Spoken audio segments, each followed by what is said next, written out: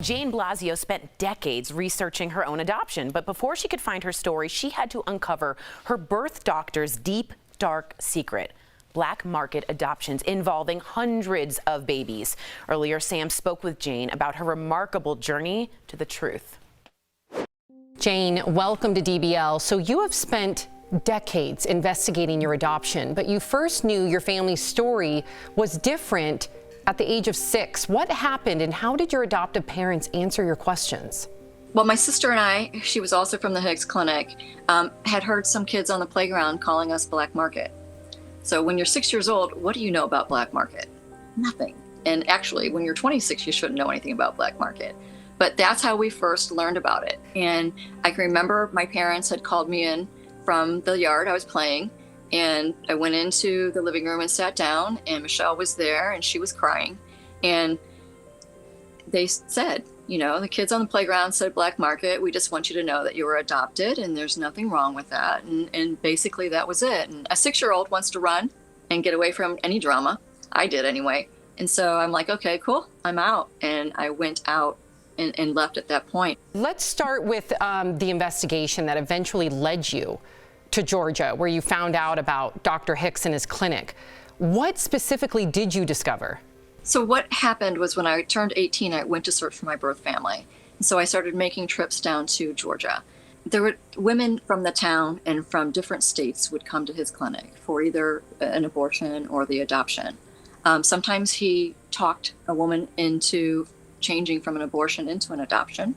Some of the mothers were told that their babies had died, that they had come there to have a baby at his clinic, and that he would tell them that it died and then he would sell it. Wow. Yeah, so there were just so many different scenarios on what he did. But we know that he did anything that he could to get his hands on a baby to be able to sell it. So the abuse of power, the trauma, yeah.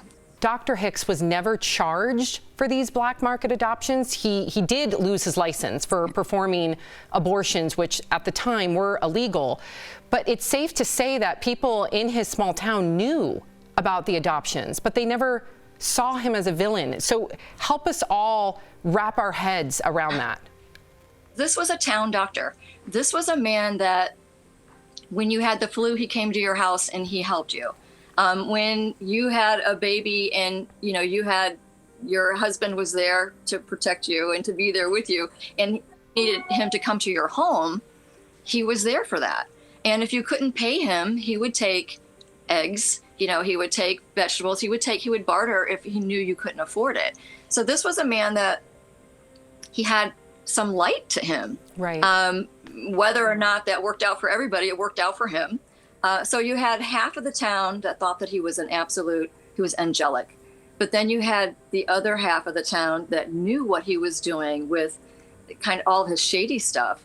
And they knew better. So there wasn't a time when I spoke to anyone that there was any middle ground. It was either he was horrible or he was wonderful. Wow. So it was very intriguing and confusing when it came to investigating and trying to find the information that I needed. When we come back, Jane reveals the latest on her search for her biological parents and the biggest question that still haunts her today. Welcome back to DBL. We've been chatting with Jane Blasio, a woman who went on the search for her biological parents and uncovered a black market adoption ring involving at least 200 babies. And when those lies started to unravel, how did you feel, and were you angry at your adoptive parents? No one likes to be lied to. Right. I don't care for what reason, you know, unless it's a surprise birthday party. I think any other lie just is not good. No one likes it. And I can remember growing up and at times being frustrated, but these are my parents. How could I not love them? How could I be angry? But there's this burning anger inside, and it fuels searching. But as the information started coming to me as I got older, then I found forgiveness for them. Wow. But yeah, I was angry. Mm-hmm. Wow, that's... Yeah. I think that's normal. Yeah, of course it is. And that just speaks to your character to find forgiveness. I mean, unbelievable. And, you know, speaking of which, you know, Dr. Hicks died in 1972. So you were never able to address him like you did your parents, right? You never able to confront him. If you could have, what would you have said? You know, if he and I were here together right now, we would be sitting down, probably drinking a beer, and I would be asking him the hard questions, because I'd have no problem asking him the hard questions. And I think that he would be truthful with me, because what I know of his character and what he's done over the years, I don't think that he thought for a minute that he did anything wrong or would have been caught doing it. So I think that he would be pretty straight with me, and I would be getting some of the answers that I had been seeking for all those decades. You would deserve to get those answers, as well as so many of those other adopted children. You've learned about Dr. Hicks over the years. What was the biggest question that still haunts you today?